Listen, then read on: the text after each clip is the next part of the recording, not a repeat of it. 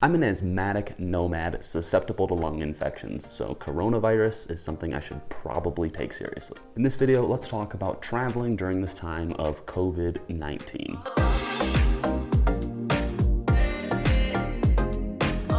Welcome back to the Single Dad Nomad. My name is DEMSKI. If you don't know me, on this channel we talk about living better worldwide. That includes the gear, the income, and the inspiration you need to live your best life. Everyone's been talking about coronavirus, COVID-19, whatever you want to call it. I've even joked a little bit about it on my TikTok channel, where I kind of just poke fun at myself for having asthma and being more susceptible to diseases like this. So even though I'm joking a little bit, obviously I do take it quite seriously. It's my own health. So let's get more serious within this video right here. What does coronavirus mean for nomads and world travelers?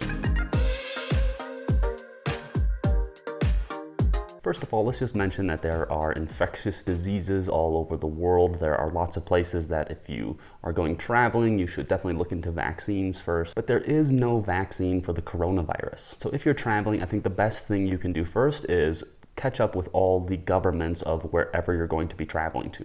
So for example, I'm in Colombia right now, and Colombia is shutting down its borders to foreign nationals. So if I had been planning on coming to Colombia tomorrow or the day after, it wouldn't have been possible. I would have had to cancel my flight. So if you're planning on traveling, make sure you check up continuously with whatever government, whatever country you're flying to make sure that they haven't closed their borders or just to understand their restrictions on travel. I've been keeping this kind of a secret, but I was planning on going to Ecuador and visiting the Galapagos after Colombia. I'm planning on going there in May, but Ecuador just closed their borders to foreign nationals as well. So I'm going to wait a little bit and see if in the future they'll open them up within the next 2 months and I'll still be able to go. But I already have paid for my flight, so that brings me to my next point, which is if you're traveling and the country does get closed that you're flying to, you can definitely check into the airline that you're flying with to see what their updated refund or cancellation or flight change policy is.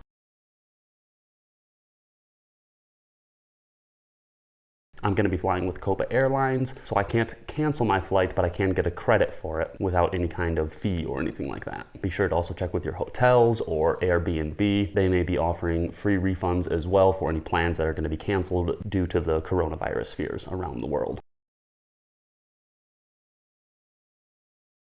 Be aware that many countries are closing their borders, and at this point they are closing them indefinitely, so we don't know if they're going to be closed for 2 weeks, a month, 2 months, a year. There's really no telling. Moreover, when you're traveling, also be prepared for additional screenings whenever you land somewhere. I know some places are putting on 14-day restrictions for travelers coming into the country. You may have to self-isolate during that time. There may be restrictions on your movement through the country. You may need a health card to show that you're not sick. And since I'm an American, I should forewarn any travelers that might want to go there. If you go to the United States and you're determined to have coronavirus, you may be quarantined at that point. And medical expenses in the United States are through the roof, so getting quarantined there could cost you thousands and thousands of dollars that you were not expecting to pay. Lastly, for travelers, just remember that even if you're not sick or you think you have a solid immune system and you're really healthy, remember that traveling really takes its toll on you, especially if you're going to take a long flight.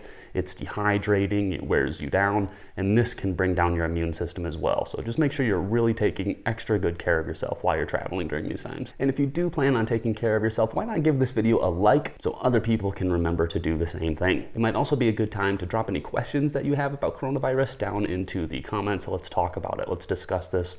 Let's get the fears out of the way, and let's make sure everyone is living joyfully still, but staying safe at the same time.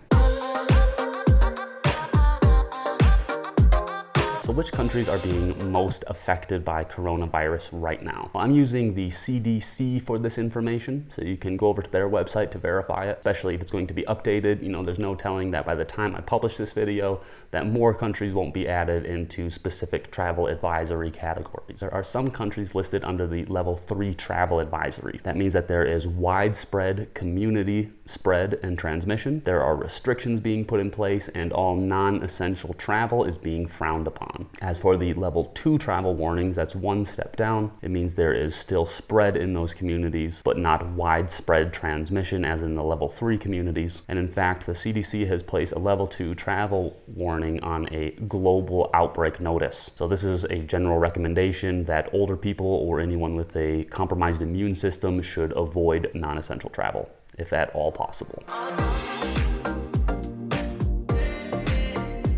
So what does the CDC recommend for basically everybody to avoid coronavirus or to protect yourself? They say that you should wash your hands with soap for at least 20 seconds, especially before eating. If you're using sanitizer, make sure it's at least 60% alcohol based. Avoid touching your face, avoid coming into contact with people who you know are already sick, and make sure you're monitoring your health for 14 days anytime that you have traveled. There's also a lot more talk about social distancing. Let's discuss that a little bit.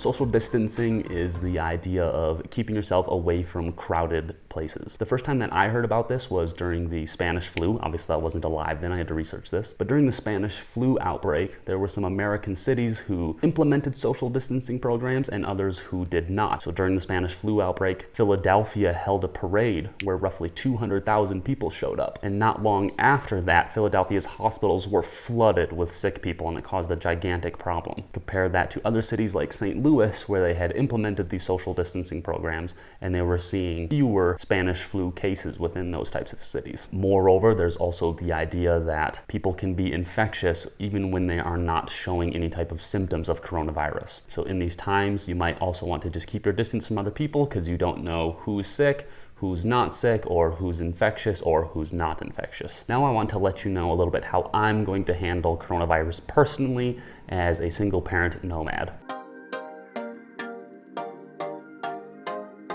I'm going to link you to a video at the end of this one so you can hear from someone that knows a lot more about this stuff than I do. According to Michael Osterholm, he noted that roughly 2.1% of cases in China are affecting people under the age of 19 years old. As a father, that makes me feel very good, knowing that my daughter is likely pretty safe from this, and she has a strong immune system anyway, so I'm not worrying about her so much. On the other hand, I was born with asthma, so I am highly susceptible to lung infections. I developed hay fever in 2008 that almost killed me. So for me, the best thing that I can do is just stay as healthy as possible. I try to exercise every day, I eat fruits and vegetables every day, I sleep as well as I can, I go to bed around 9:30, but I think that staying healthy and staying positive is a big part of why, even though I have a lung disease, I don't feel too scared about the coronavirus or any other type of virus that has come up like this, like SARS or MRSA, or swine flu, or anything like that. Now, I know that I've also mentioned that you should postpone any non-essential travel, but I'm a nomad, so kind of my travel is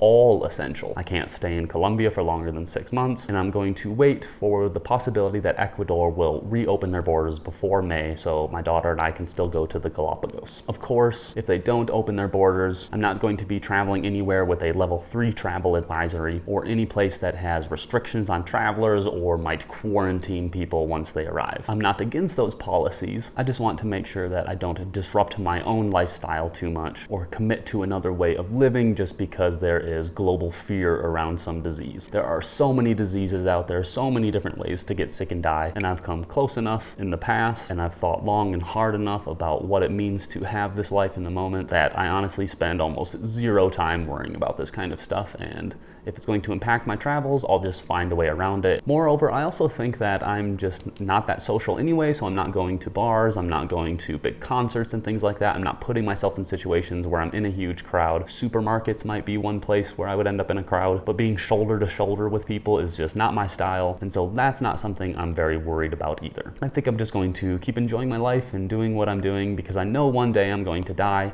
I've already seen how quickly these first 33 years have gone in my life, and so I just want to spend whatever I have left just being joyful and loving what I'm doing and showing my daughter that that's the only way to live. And so that's why we were kind of planning on going to the Galapagos, is we were going to have kind of like maybe a bucket list year, do some bucket list things, but this whole virus fear is putting a big damper on that. That's okay. We're not going to be impatient, but we're not going to stop living our lives just because there is something else to fear. And in the same way that I don't fear these types of things, I'm also not going to rely on any government or anything like this to protect me. In fact, just the opposite.